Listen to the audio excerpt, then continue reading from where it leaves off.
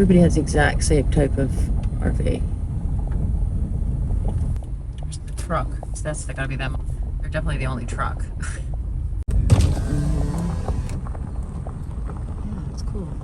Nice. This is great. This is so different from all the other RVs. You guys are the only, it wasn't hard to find. So you decided you didn't want an RV? Yeah. Look at his height. Right? You can't get anything off the shelf. The bed wouldn't fit. Yeah. So there were some criteria that we had. Yeah.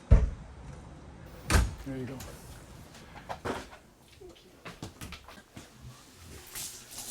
We wanted open architecture. We built a house before this and no walls, kind of the idea of an open loft, and you can't find that off the shelf, so we needed to do that. So this is our shower. It's 9 inches deep. Oh, wow. And you open it up. So this is the Murphy shower. And then it just pops down. So this is your shower pan, and you can step up. Here's my shower, and I'll pull the curtain around. I wanted a 5-foot shower. So how do you have a 5-foot wide shower and a bed that fits and still have no walls? So it were some problems we needed to solve. So we're standing, this is kind of the dining room, living room, multi-use space, also the storage room for the motorcycle.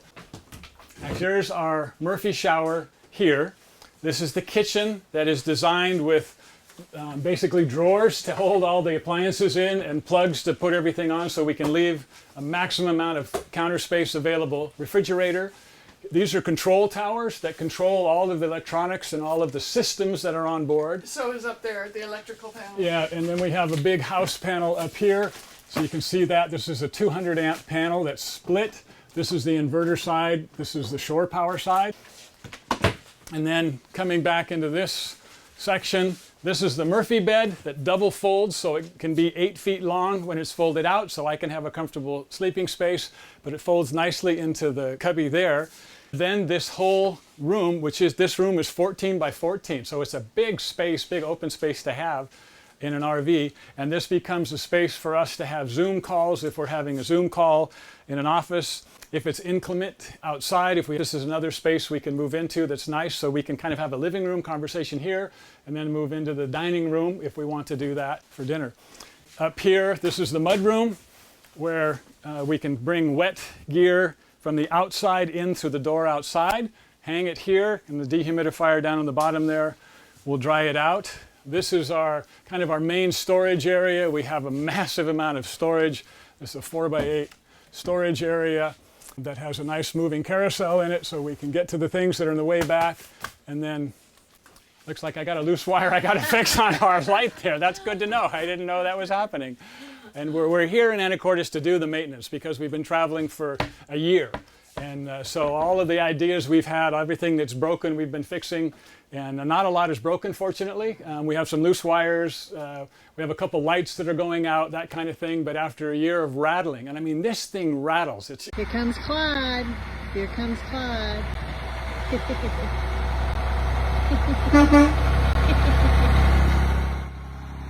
As far as doing adventure together, I love it that we know how to fix what needs to be fixed. 17. So if we are out and about, I know. Because we built it, you mean? Because we built it. So we know what to do. When we got this, it was just this big, white, ugly beast. We'll just leave that. It just had nothing on the interior. This was a computer lab. Originally, it was built as a computer lab for Microsoft, and they took it around the country. So when it came off of lease to them, everything was stripped out. So there were just wires hanging everywhere. Just all kinds of cables running back here. That's all that was in it. There were no tanks underneath for bathrooms, for fresh water. There was no kitchen. Nothing was inside. It was just literally wires. What we wanted was a Hulk that we could build whatever we want in it. So it's a beautiful aluminum frame and an aluminum skin on that frame. It's got a big Mercedes turbo diesel engine on the inside. So this is Clyde. This is what we call Clyde. We call it Clyde because our first night we spent was outside of Louisville, Kentucky, in the Kentucky Horse Park, and we were right next to the big Clydesdales, and that reminded us of this truck. It's just this big, heavy-duty One of the first questions in that Kentucky park, a guy walked up to Scott and said, "How many horses do you have in that?" And you said, Well, I said 450 because I thought he meant the engine, but he didn't. He meant how many riding horses do you have? So he looked at me kind of funny, like, you know what this is? This is a horse park. So we were very new to RVs and to driving around in it, but anyway.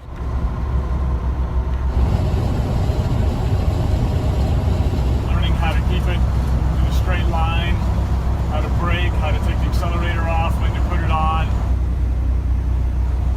We wanted to go see America. So then we looked at travel trailers, we looked at just getting a car and going hotel to hotel. but again, It wasn't as comfortable as making something ourselves, not having to unpack. Here we go.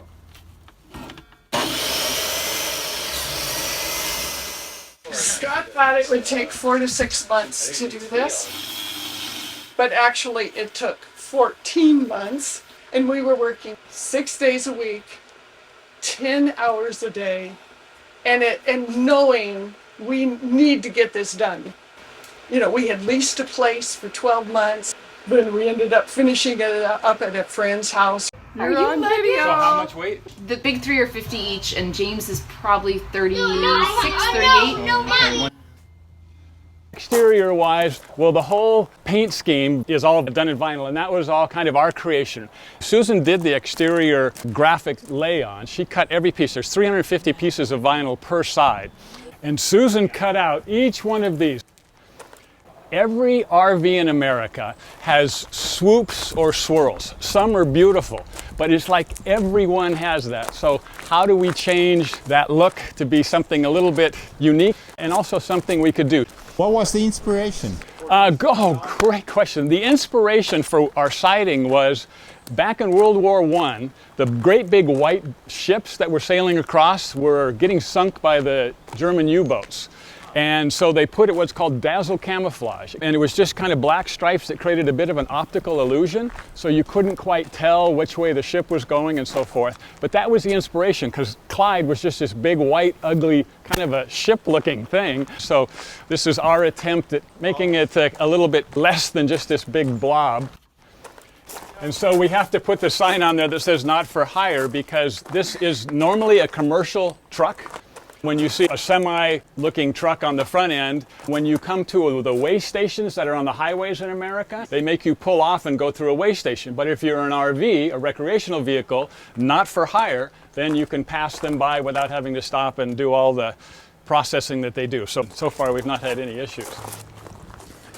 And then coming back here, this was originally designed to haul race cars. Never done that. It's just an up and down. But we have this really cool, basically back porch. This is how we get in Clyde when we have guests over. It also is an anti-aging guarantee for us. When we get too old to walk up the steps, we can take the elevator if we have to. These are French doors, but there was a big roll-up door.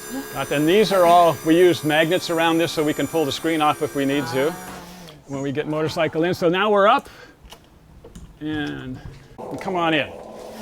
So this is kind of where this is really a multi-function room in here. So come on in. This is kind of what we call the back door entrance. The middle is kind of what we call the front door, but this is the back porch. This is where friends come in. So come in. Thank you.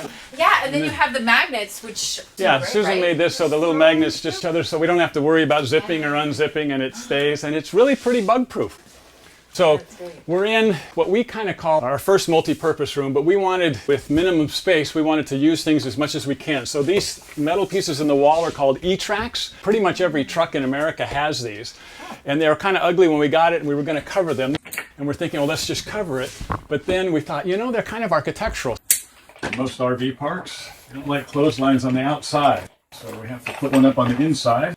So we cleaned them up. And then we thought, you know what, this should be the foundation for a number of things. Our extra bed, it's a big hammock swing. This actually goes on those E-tracks. And then it connects down here is how we hold the motorcycle in. So it lives right here when we're going down the road. And these tie-ins just tie it all in so we don't have to tow a car.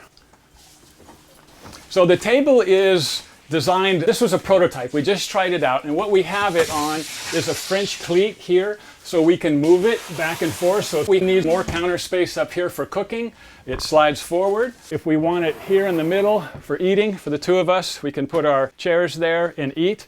And then if we're entertaining on the back porch, you just put your poo-poos, your hors d'oeuvres here, and then they're very easy access to the back porch. Show me the connection. I don't even know what French cleat is. Yeah, so you can see how that is angled. That's one half of the French cleat. And then what's on the wall is just the opposing angle. It's just the other piece of the wood, actually. And we made all of this out of solid maple. So the whole truck is maple. The legs are temporary now. These are monopod legs that go in and out. The big question was, do we do bar height or normal table height? We decided to do table height, then we don't have to get bar height chairs and so forth. But we're going to make another one, put a French cleat on that side, then we can stagger. So if we have guests over, we can put one here, have 4 people eating dinner, and still have a center walkway. And we kind of have to use it for a little while to see how we need to, what we need. How does it work? How do we use it? Right, right. I just love the sense of space and the clearance you have here. Yes, Could you remind good. us, Scott, how tall are you? Yeah, we loved the size too. So I'm 6'8", and we're still well above that. Cramped at all? No, no, we haven't. And actually, we could have gone a lot taller. As you see here, there's about 5 inches that we came down. We super insulated the ceiling so we could, because most of our time is spent in sunny climates if we can help it. And so we have R30 insulation in this section of the rig, which is when everybody else's air conditioners are coming on, ours isn't running. Same with heat at night and so. Yeah, we don't have a lot of solar gain, and if we do, we even, like Susan made, this is a mat that lines, so she matched the upholstery, but this just goes up in this hole so we can cut out some more of the heat, and tremendous amount of heat. When you pull this down, it's hot on the top, so we know there's solar gain here. But if we need light. I'm curious, you have some rails here. Do Yes. you have any sort of system going on in there? You know, thanks for asking about our rail system. Let's show you. Remember, one of the criteria that we talked about early on was we wanted a 5-foot shower. I wanted a shower that I could get in and not feel like I was cramped up in the corner. And that's hard to do in most RVs. So this is our shower. It's 9 inches deep, and you open it up, and this is what we call a Murphy shower. We couldn't find it online, so we invented it. So one of the things we found out is if someone's cleaning the dishes or washing vegetables or something, somebody comes in from outside and needs to wash their hands, you have to pull everything out of the sink, and we didn't want to do that. So because we have all this water available right here, we just built another sink, and it just nests inside the shower. So this head just pops off and goes in a little holder right here. And you have the controls here. There's a little hole here. It drains in and comes all the way down. And that's the settling box for the shower. And then it goes out this filter here. It goes into our gray storage tank. So this system allows us, and we're just finishing this up, and then this just pops off. Again, we use our little French cleat system that we used on the table. So it's just a 45-degree angle here and there. And then this spins around, and this locks in right there. So we can close the door and it all goes away when we don't need it. So normally this would be, see this leather strap, there'll be 2 here that'll strap this in, but we haven't installed this. This is a new creation right now. So I'll pull that out, set it right there. And the legs that we had on are temporary right now too, because as soon as we get the sink put in, then we'll put legs associated with that. But let me show you how the shower works. So this is the Murphy shower. Yeah. And this is built with Okoume marine plywood. So everything is designed to get wet, and then everything has been epoxy coated, so it's really a boat, and that's just how we built our little boat. And then it just pops down. So this is your shower pan, and you can step up in it. It holds my weight, no problem. I'm 250 pounds, so it was built really strong. And then if we need to get rid of the humidity, we have this system here. So we just pop this, and this opens up. And so now we get all kinds of fresh air. The humidity, which we don't want in the northwest, but in the southwest we do. We want the moisture in the room, so we can open it up. We also built this flat, so what dirt is on here is what's on our solar panels. So we don't have to go up and look and find out if they're dirty. We can just look through here and tell quickly if we got to go up there and wash them off or not. And then we have a little ladder that goes right here. And this is how we access the roof too. So that's that part of the shower. And then this, Susan made these curtains so that they fit perfectly. And then she put little washers in the bottom, and there's little magnets here. So the washers click in. Let's get it pulled out and around so that the curtain doesn't come in. So you don't have the risk of the curtain going on the outside when you're taking a shower. It will just stay on the inside. And then because we did open architecture, the room is open. And if somebody's in bed and somebody wants to, let's say, read a book or stay up late or get up early, we wanted some privacy between that space and this space. So the second track going across here is just for a privacy curtain. So that goes across, cuts all the light out. And then also then we have the biggest dressing room in any RV we've ever seen, because from here forward is all dressing if you need it. And sometimes where this big door is also, this is very private here, but sometimes you can have people back there. And so by doing this, it gives great privacy if you want. So you have a rail system that is dual. You have one for the shower, another for the privacy. Yes, this is shower and then one privacy. And all the curtains fold up into our Murphy shower, our multi-shower. And it goes away. And if you really you want to have some warmth, well, you can change the color of the lights if you want and get to red. That just makes it warmer, doesn't it? If you want to. And what happens with the water you collect at the bottom? Good. So the water runs off and goes down this complete cut all the way across that. There's a cut at the end. And falls straight into this little receiving box that we put down there. And that's where the soap will settle out, the hair will settle out and so forth.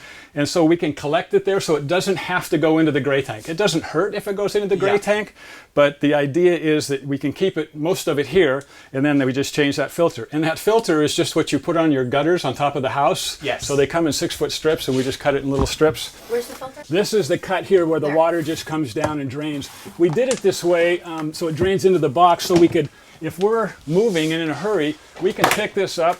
And so even though it's up, sometimes we were worried about having to let it drain first, but you don't have to. It just now all drains down and still lands. So right even in in the folding position, the drain is going to go in place. That's right. It drains in, and then the sink would automatically be in there, so we can leave the sink wet when it goes away, and it would just lock in there like that. When the permanent legs are on, we'd put the legs up, but since we have temporary legs now, we'll just put those up. So it all goes from 5 feet back down to 9 inches. That's a very ingenious system. So how did you guys conceive the whole thing? Scott has what's called early morning think time. So one morning about 6 o'clock, he said, I think I got it. And he explained it, and off he went and started making it. Yeah, we try to problem solve things. Normally you have your shower and your bathroom together, the toilet part, and the whole bathroom together, but it wasn't working in our layout here. So then we had to get creative. And we have an architect friend in California. We called her and she said, yeah. And we were going to put the toilet in here in the sink and have it in a drawer and pull it out. A lot of vans do that in van life and stuff. But again, we thought, I don't want to go to the bathroom in the living room, in the kitchen. So we scrapped that idea, but we just iterated and iterated, and then finally came up with the idea of putting just a small, normally this is a pantry, and that's what it looks like, is kind of a pantry. So it was like, well, gosh, the pantry, we can put canned goods. We have plenty of storage. We can put things elsewhere. Let's see if we can put this in here. So making the pantry into a shower, how do you do that? We looked all over and couldn't find a Murphy shower. We had thought somebody had to have invented this, but we couldn't find one. A lot of people put them in drawers, the idea of pulling out, but we didn't have a big space to pull out. We had to make a small space. We saw some that had big bags. You hang the bag on the wall and then step in the bag. That was kind of a cool idea. But the idea of stepping in a bag, you still have to have a foundation. So we thought, where does that floor pan come from? So then down here it's on a hinge. Right, this bar is all it is, very simple. And this tape is on here. This is temporary. When we put the sink in, we had holes. When we built it, there's drainage. So this doesn't hit the wall straight. It comes down at an angle, the wood behind here, so that the sink drains down. It pushes all the water to this edge, and then it goes down. But it sticks and comes out. So I need to make 2 more strips to go down to get it all the way down. Water's weird. I thought it would just fall straight down, but again, this is what we call our rookie mistakes we learned from. So we put the tape on there, and we built the box down there that catches all the water big enough that anything in this 9-inch box that gets wet it will fall straight down, hopefully, and go out through the drain system into the gray water tank. So this comes out, and then this just drops down. And a little non-skid pad there, and that goes onto the legs. So this basin, to make it waterproof, you did some sort of shellac, or? This is all epoxied, yes, Epoxy. marine epoxy, Okay. so the water shouldn't touch it. And this, we just put these 3 new screws in, so this is all part of the system that we'll use for the sink.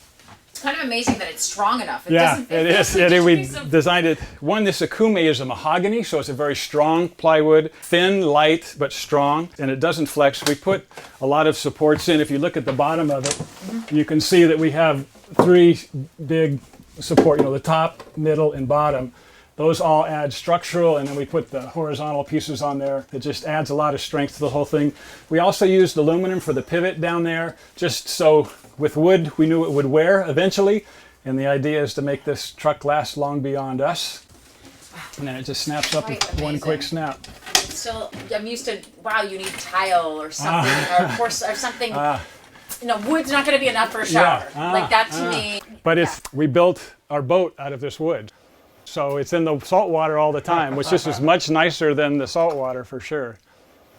And it was just, we had this one panel left over, and we wanted to make the back the same as the shower pan, but it wasn't wide enough.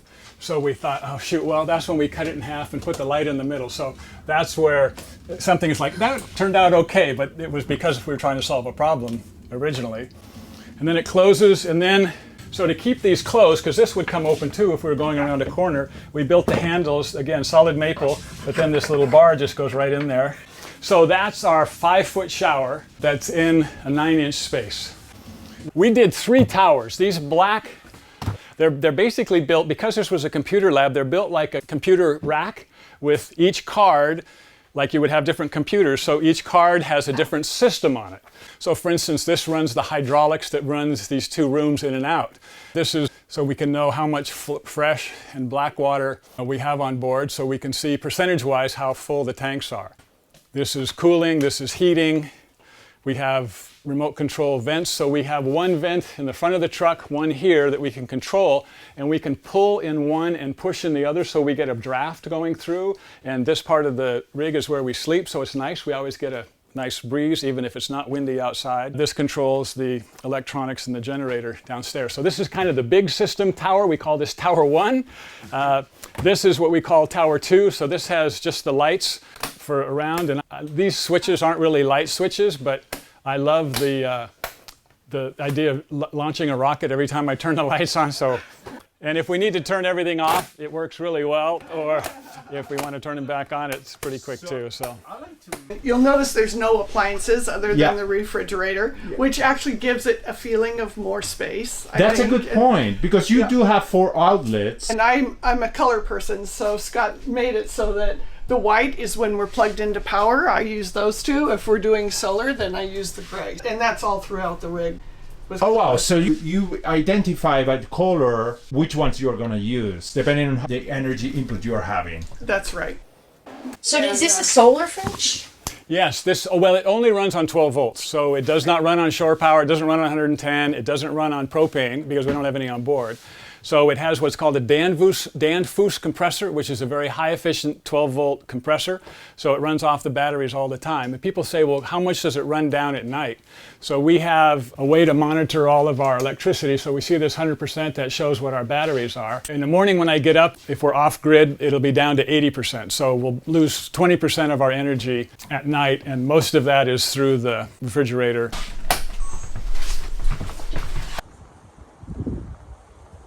Say you are out in the desert and you are in a off-grid mode. Can you just keep your induction and your fridge working as long as you have sun? We shut nothing down. That was one of our criteria, is that we have the comfort we can use. And so we have enough solar and batteries on board that we don't shut anything down. We have 4 ways to get electricity on this. We're kind of basically a city, if you will. We've got our own water system. Here, this is where we put water into the tanks. We can also use what we call city water. So now we're set up, because we're in a beautiful RV park for a short bit. We're just set up and we just throw a switch in here, and then the pressure for the city water pressurizes everything, so we don't have to use our pumps. So water comes in here, so it comes in from city water, comes right into this yellow-green hose, goes through a filter, just kind of a 5 micron to get sand and so forth out, and then we have a pressure reduction. So this little piece right here, we just adjust it so we don't have to worry about blowing fittings apart. And then this is the water softener, kind of a very modern one. It changes the crystalline structure of hard water by running it through electrical current, positive and negative. It aligns all those crystals so it doesn't stick, so you don't get the white spots, you don't get all the corrosion on the pipes and everything. And then this is water out, so this is gray water that goes through this big tube and then dumps right into the city sewage system. So it's nice to be in an RV park, very convenient. We don't have to be here. We designed Clyde to be off-grid for 3 weeks if we want to. So we have a gray tank to hold that. We don't have what's called a black water tank. Black water is where you put the raw sewage. We have a dry system on board, so we compost all of our solid waste. This is our internet connection here. If we have it connected to the staff in the RV court, we do that. Otherwise, if you look up there, you'll see an antenna. That's a directional antenna for our cell system. So we have a cellular Wi-Fi on the inside that also connects us to the internet. So when we're out boondocking, that just connects and we just use our data plans as hotspots. And then up in this bay, and we call this, by the way, the basement. So this is the bay that has all the trick electronics in. This is a 3,000 watt inverter, so it takes the power from the batteries, which are in here, and that converts a 12 volt system to 110. So again, if we're off grid and need to run something that's 110, we have an induction cooking system. That all comes off of that inverter. We've never reached the limit of that. On this side and these circuits, that controls the solar. We split the solar into two. Because the truck is so big, you can kind of see now the back half is in shade and the front half is in the sun.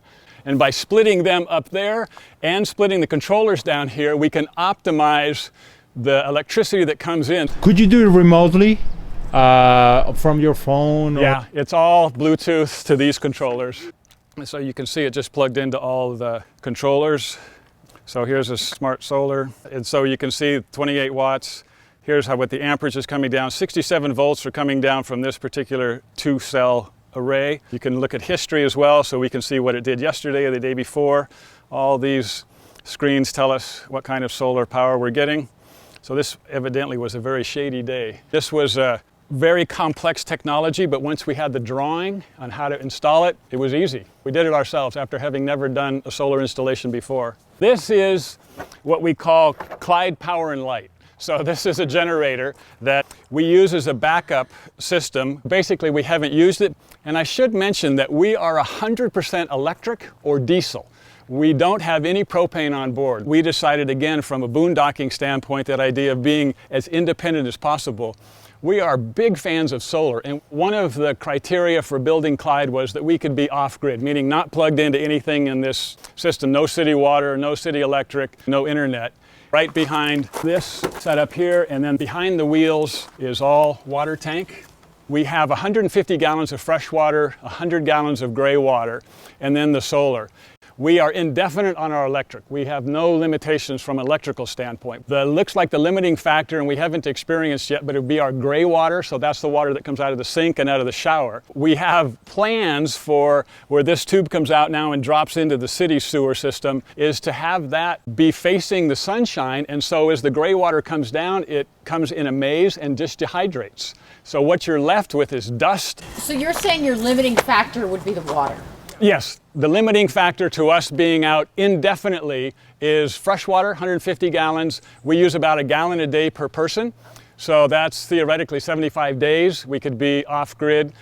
We have a system that we are going to install this summer where we have an awning that goes over this back deck with a scoop down and a hose and a bucket. So if we got rain, we could run fresh water straight into the 150 gallon freshwater tank. How much time do you need to connect it? So when we come into a site, you see these big sliders have to go out. That makes the rooms bigger and so forth. So those go out. These few connections go on. It takes 8 minutes. We've timed it. 8 minutes. Yeah. Wow. And then I guess we have to drop the bed too. So that takes another 3 or 4 minutes. So Okay, so we just pull the bed out. One of our criteria is that we have a bed that fits me. Yep. There we go. So I wanted an 8-foot long bed. Well, how do you get an 8-foot bed in a 6-foot space? And that comes over. So this is a Murphy bed, but this bed has double folds. There we go. So you built this from using parts? It's all just scrap. We're making a little pocket. That has to be sewn to that. Susan made the mattress, so it's a custom mattress because it's 8 feet long, but the mattress has cloth hinges in it, so it can fold up underneath. And so it folds here and it folds here. It's like 3 Double fold. envelopes that hold the foam inside. And it's a sturdy foam. I mean, Yeah, we used it in the boating industry, and it doesn't mildew, and it just has all the nice. So the hinges are right here. They're hidden. We tried to hide them as much as we could, but those are the original hinges that came on the French doors. So they're really beefy because they're big glass doors. And the wood too? The wood is plywood, 1/8 inch. We made a box frame, so it was really lightweight. So this is really thick, but you don't, if you engineer it, so it's got a 3/4 inch frame around it that's 2 inches by 3/4 of an inch, and then just 1/4 inch wood top and bottom, and it becomes very rigid, very structurally strong, but lightweight. And then we put the snaps on here, and that just prevents the mattress from falling down as you're lifting it up. And then also in the boating industry, it just protects the wood and helps the air to flow. And then we have the little buttons here so the sheets don't fall off, because one of the big things we found out in other Murphy beds is everything falls down, but these just button on so it doesn't fall down. And Susan made the spread, by the way, to match the outside. It's more for you than. So I'm 6'8", and that's how much is available at the end. And I'm not even up. Oh, so this is an extra long bed. Yeah, it's 8 feet long. Custom sheets. Susan made sheets too to fit her mattress. So. Of course, everything's But custom. that's been our whole married life, right? That's right. Custom. Right, it's kind of funny that someone 6'8" is living in an RV, right? So we have lights here that go 3 bright, and then it has red. So with the red light, you can turn that on and get out of bed. You don't have to wake everybody up. You don't adjust your irises. This, because we're boaters, this all comes from the marine world where you need night vision. And what do you have on the side? So these are cubbies that go in. So like my reading glasses, phone will go in there. That's our nightstand. It's an inverted. Yes, nightstand, right? yeah. Here's something that's a little different. So this is a kayak. This cabinet is the size that it is because we wanted to get our fold-up kayak in it. And we like to play on things, so we have a kayak, we have our motorcycle, we have a tandem bicycle, all that we could get on board here. In our total management of all the systems on board, one of the things we wanted to do was minimize our water usage. So our toilets use a lot of water, we found out in our research. So how do we, and power for macerating pumps and so forth. So let's not do that. Let's kind of minimize that. So this is the composting toilet. It's pretty simple. You have to separate liquids from solids. That's the door open, and that's the door closed. And then, so liquids go forward. Okay. And solids go in the hole. Easy for guys. Nice. Evidently, Susan says it's a little tougher for women, but she has learned how to do that. What the solids go into peat moss. So if you were to come in to use it, you just flip the little gate open. The solids go in here, and then this little auger on the side, you just spin it, and that mixes the peat moss with the solid waste, and that starts composting immediately then. So there's no smell. One of the other drawbacks of many RVs, boats as well, that we've had is the big black tank. And anytime even if you just open that to flush it, the gases can come back into the living quarters. And with this, there are no gases to come back. This hose down at my feet is a little computer fan that's constantly blowing air through this compartment. It comes in on this side and goes out on this side and then goes to the exterior. And that's just drying basically the moisture out. So if there is any smell, it's automatically taken outside, which is very nice. In a small space, not to have any odor is like, I don't believe you, Scott. Believe it. There is also a door there you can close? Yes, if you need privacy. Again, if somebody's up there, you just pull this across. That's a nice addition. Yeah, it is. And that's how privacy. If guests come, if they're brave enough to use it. So basically, what are you left with then? In the compost is solid. It lasts from 2 to 3 weeks with daily usage. Liquids are a little bit less in here.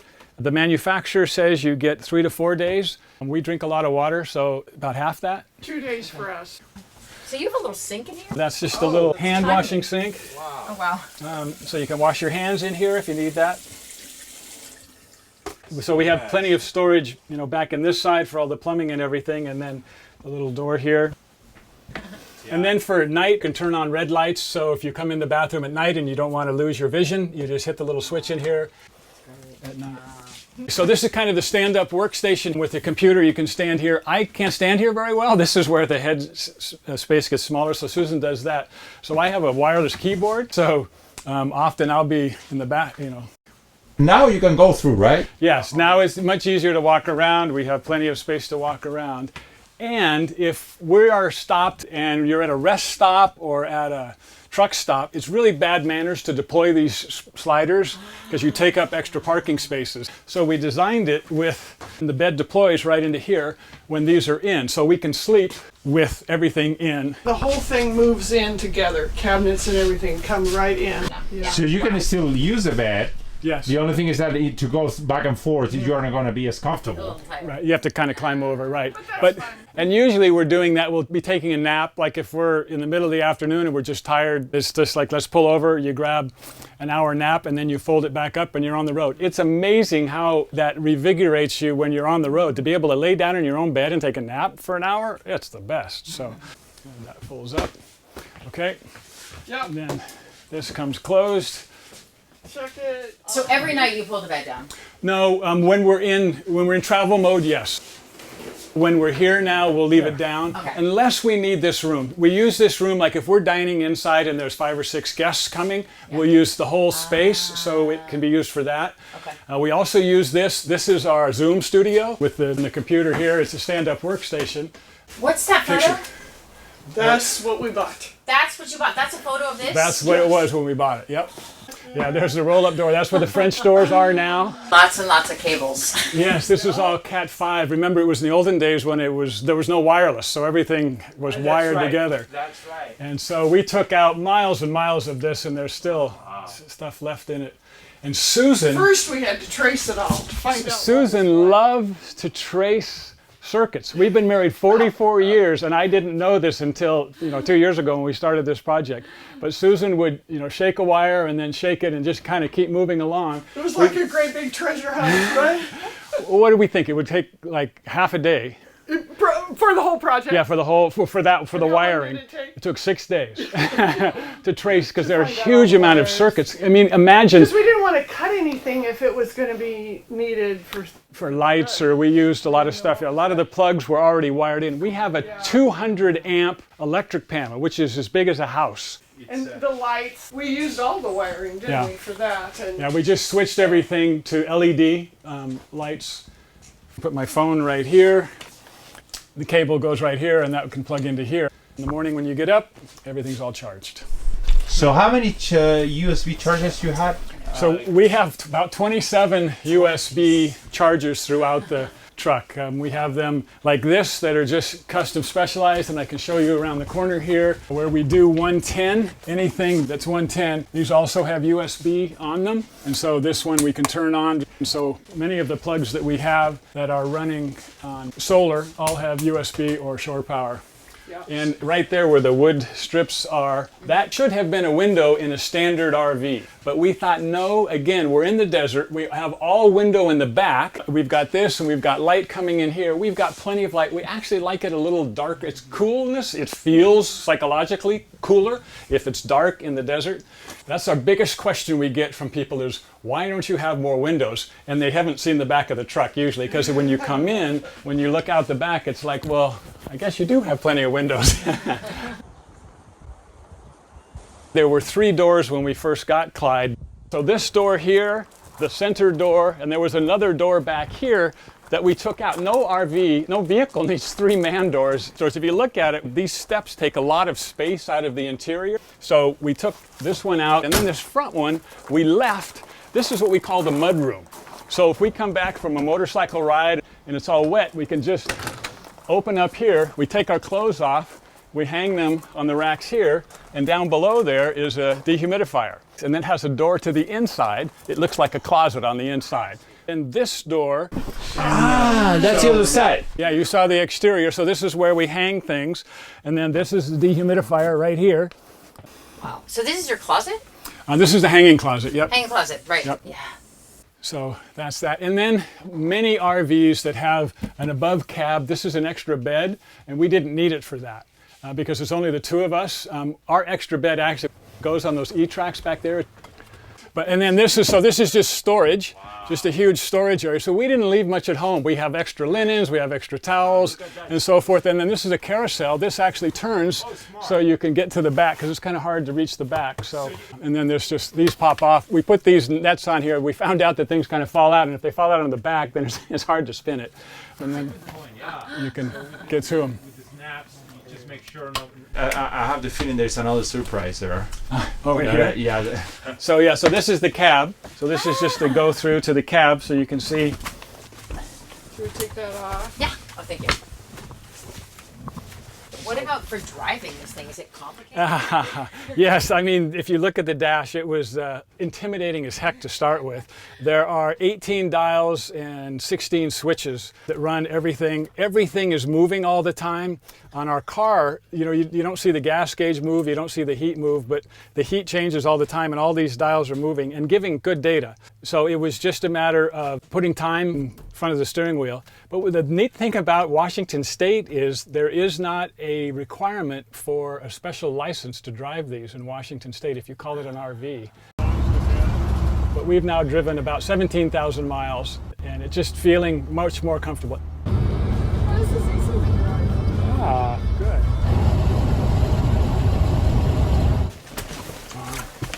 And then if we're stopped and we need to go to the bathroom, or even underway, if Susan needs to go to the bathroom, we don't have to stop. She just comes right through and walk into the bathroom. Do you really? You walk in when you're driving? Yes, I do like that part where you can just keep going. I can jump up and come back, kind of try to find a place where it's going to be smooth for a while and then, Yeah, or in the kitchen too. Are you going to the kitchen? Come back You do? and I can go in, I can grab snacks right up here. And there's our little snack. Here's a refrigerator. Yeah, I think this is a 9 cubic foot refrigerator and freezer. So you can go buy groceries and you don't have to be... We love fresh food. And then remember we said there were 3 doors when we first got Clyde. This one we took out, but it left a hole where the steps were. So you see that trap door? Well, every RV needs a wine cellar, right? So it's now just food storage. Well, that works too. But here we go, Susan. All righty. There we go. There's a little bit of a pantry. And that's on top of the water tanks, which tend to keep it a little cooler. So it works. Can you show me, where's your pantry? Here's Is there cans more? here. That's great. The drawers are all 3/4 inch maple plywood. Yeah.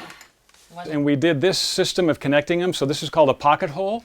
So these all have screw connections and then it's glued besides because it's spending its whole life rattling. And so these are built to last. Yeah, we estimated it was a 7.0 earthquake for 12 hours a day, when you're going down the road. So how do you keep all your doors closed when the whole thing is shaking Good. on the highway? Yeah. Good. That's a good question. So all the upper cabinets are all magnets. So, and then we have these pneumatic struts. So when they go down, you hear that there's not going to open. If it ever were to open, we also put these little metal strips on the inside as a lip to keep things from hopefully. Like they do in boats. Yeah, again, we were boaters first, so we took some of that technology. This same magnet system, I want to try on these drawers, and we'll probably try it here in the next few weeks, but right now, Susan has a system where there's a little snap on the inside right here, and Susan made, so every column has a strap.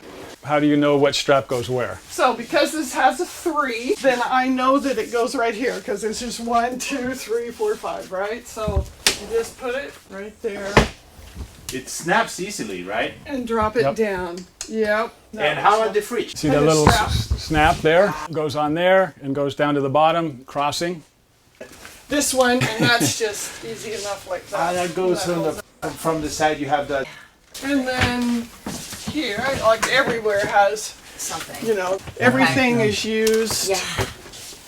Yeah, Okay. there's our bars, and then here's our big deep drawer with olive oils and honeys. It's like a regular kitchen size, really. It does. You'll notice one difference is that the only appliance you see is the refrigerator, because I just like clean. So everything that we cook with goes in a drawer. The induction, which I love, and then a multi-pot, and then this is our oven. Yeah. Just like this. And then it just comes together this way. That plugs in right here, since we're on shore power. And then there it is as a grill or an oven. It's a convection oven, so it does top and bottom with the fan. Yeah. We wanted everything to do more than one thing. Right. It all had to be electric. There's 10 feet of countertop space, which is enough for a small apartment, or a normal apartment, I guess. So how large is this? This is 45 feet. Including the cab. Yeah, bumper to bumper 45. In here, we're about 34 feet in the cabin And how part.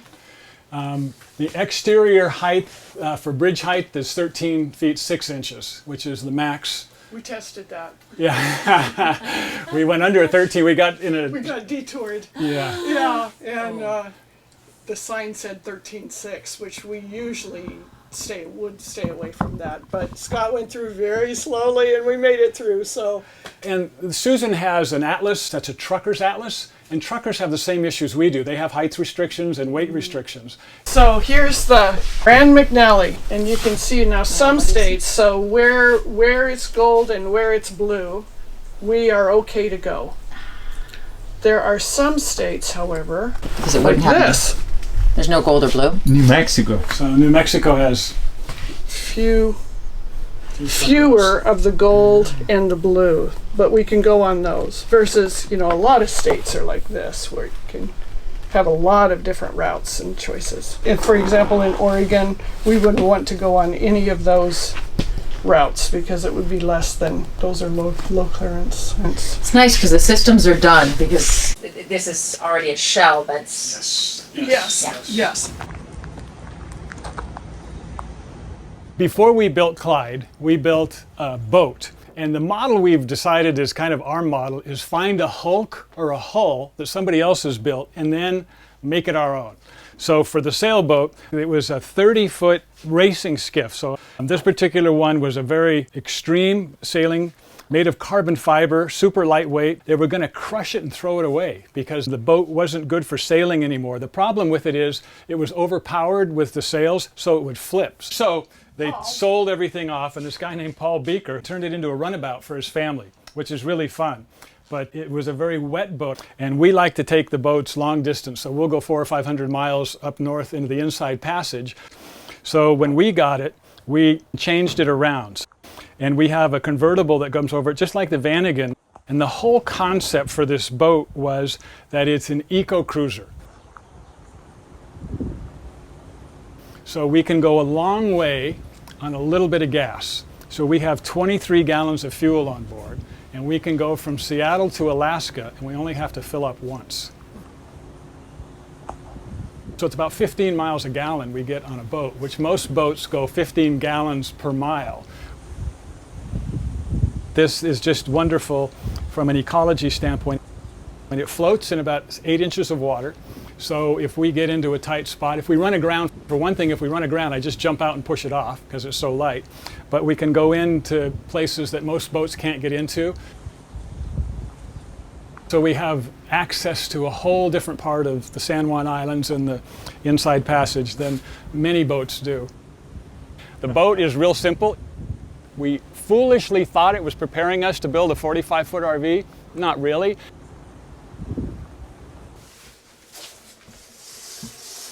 It's not luxurious, but it sure is comfortable. And that's what we wanted, was not to make it over the top luxurious. We don't have marble finishes, but everything is solid. We used good quality wood.